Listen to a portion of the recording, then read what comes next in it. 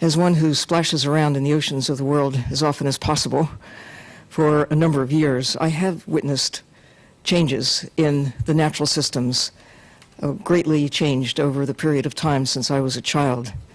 And projecting forward, if the pace of change continues, our children are not going to have much in the way of stable ecosystems in their future.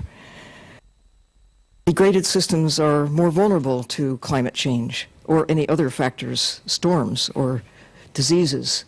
And what we have caused in the last half century through our actions, what we put into the sea, what we take out of the ocean, is causing profound changes in the nature of the ocean itself.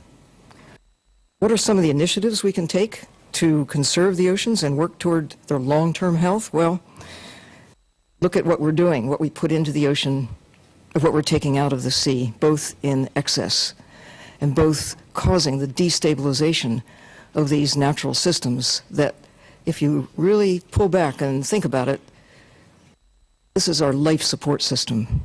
The ocean governs climate and weather,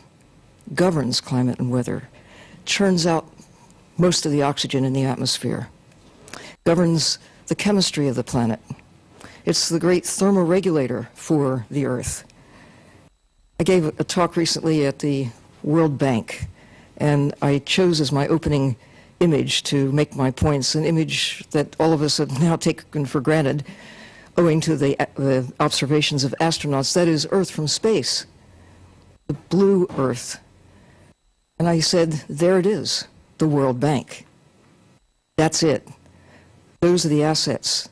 That is the source of all that we hold near and dear, our economy, our health, our security, actually the substance of life itself. As to what we might be able to do about the situation, first, I think the greatest concern about climate change is that many people aren't taking it seriously, and many others aren't taking it seriously enough. To deal with a problem, you first have to recognize that you've got one. And generally speaking, people are not acting or reacting as if we've got a serious problem. Well, we do. Most worrisome, perhaps, is the accelerated warming trend caused by greenhouse gases, and you, Representative Markey, have articulated most of what I would have otherwise said and done it very well, putting on the balance sheet the issues that we now face, including the acidification of the ocean and the warming, the consequences of this warming trend with sea level rise. But what can we do about it as a nation? Well, one thing we can do is certainly to support policies to swiftly and sharply increase protection for natural systems on the land and in the sea. They are important for stabilizing the destructive trends that we are seeing. And of course, we should also start at the source of those destructive trends and modify our behavior. Certainly the upstream issues are important. Protecting forests benefits watersheds and rivers that inexorably flow into the sea. Healthier landscapes yield healthier seascapes. The United States can help by acknowledging the importance of methane in global warming and recognize the need to view climate change with an enhanced sense of urgency.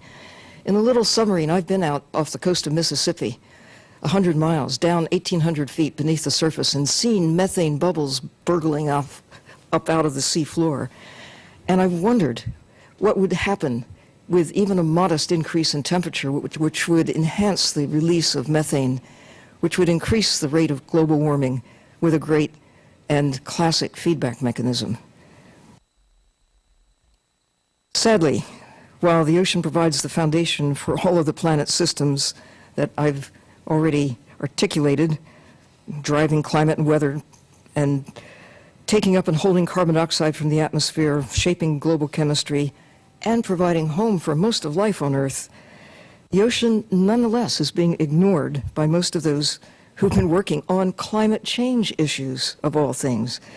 It's baffling to me that with all the attention being given to climate change, that you have to look pretty hard to find attention being given to what's happening to the ocean.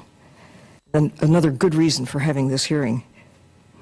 One of the most important and positive things that this country can do to prepare for the consequences of climate change is to recognize the role of the ocean and take all possible measures to protect that vast but vulnerable system that governs the way the world works. The blue heart of the planet, the ocean, presently is choked with plastic and other debris. Even more troubling is that other big problem with carbon dioxide, the acidification issue that you'll soon hear more about.